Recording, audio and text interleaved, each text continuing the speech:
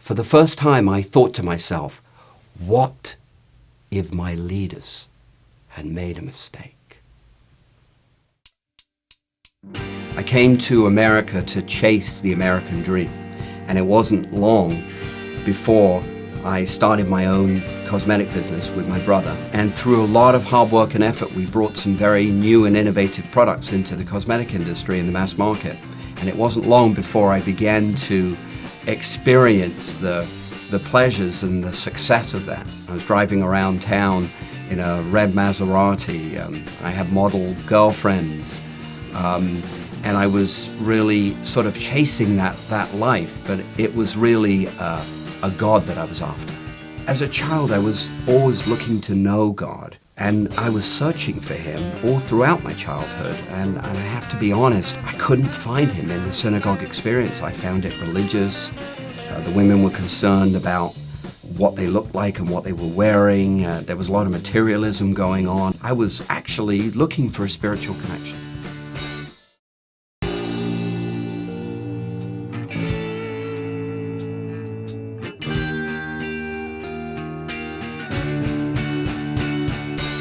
So I was beginning to experience the high life, beautiful restaurants, a single lifestyle, money in my pocket, driving a red Maserati, and in comes this beautiful girl named Maria, makeup artist I started to work with. And it's like I had it all, but something wasn't quite right. And the interesting thing was that Maria there was something different about her. She just didn't seem to be too interested in everything that I was sort of living up at that particular time. And she started to explain her faith to me as a Christian girl. She presented her faith to me in a way that I could understand, that belief in Yeshua had a Jewish foundation. And it was so different from like my synagogue experience. You know, here I was looking for God, looking for a relationship, and she seemed to have this dimension and this intimacy and this connection. And here I was, the child of Abraham, the Jewish guy, and I seemed to have nothing. It was almost like I was Jekyll and a Hyde, two types of personalities, like this young, successful entrepreneur during the day, and at night I was empty, and a depression was setting in that I couldn't contain. But I wouldn't let anyone see me. It was almost like in the world we have a facade that everything's wonderful and okay, and yet inwardly it's not like that. There was a depression and an emotional change that I was beginning to get in touch with, and definitely something was wrong. I think what was really different about Maria is that she had learned to bring the message of Yeshua back to Jewish people as if it was their very own. We reviewed a lot of in some of our discussions, we talked about all the terrible things that had happened to the Jewish people in the name of Christianity and how Christianity has been used. And she worked very hard in her communication to separate that stuff, mainly most of the same time saying that most of those people really weren't believers in the first place. And she began to lay this foundation for me that the roots of Christianity were completely Jewish. And of course, you know, when I began to open the scripture and read for myself, I was overwhelmed. I was so surprised, that I was actually reading a Jewish book. So I have to tell you, after, experiencing this dimension that I knew Maria was experiencing between her and God, it began to really get my attention. And so it caused me to begin to go after, once again, a relationship with my own God. And so I went into my bedroom for 3 weeks, 7 days a week, every night. I got on my knees and I prayed. I tried to talk to God.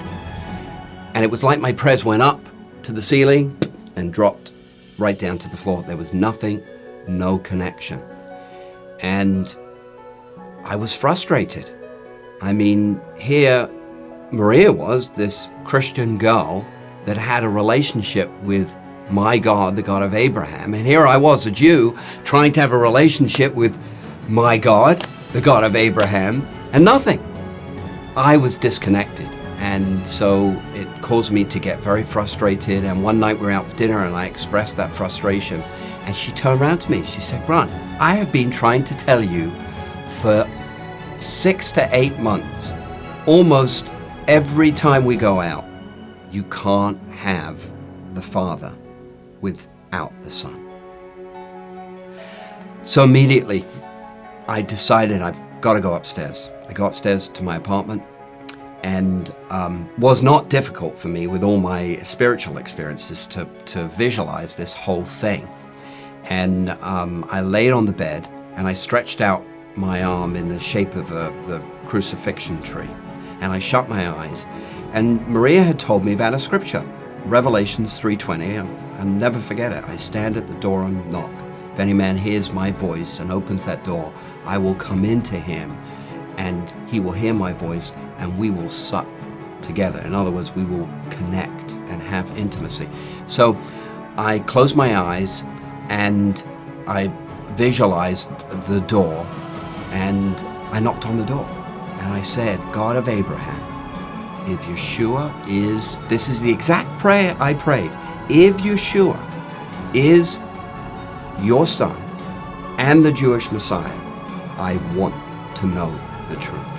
Right at that moment, at that very second, a physical wind indwelt my stomach. I could almost see it swooshing into me.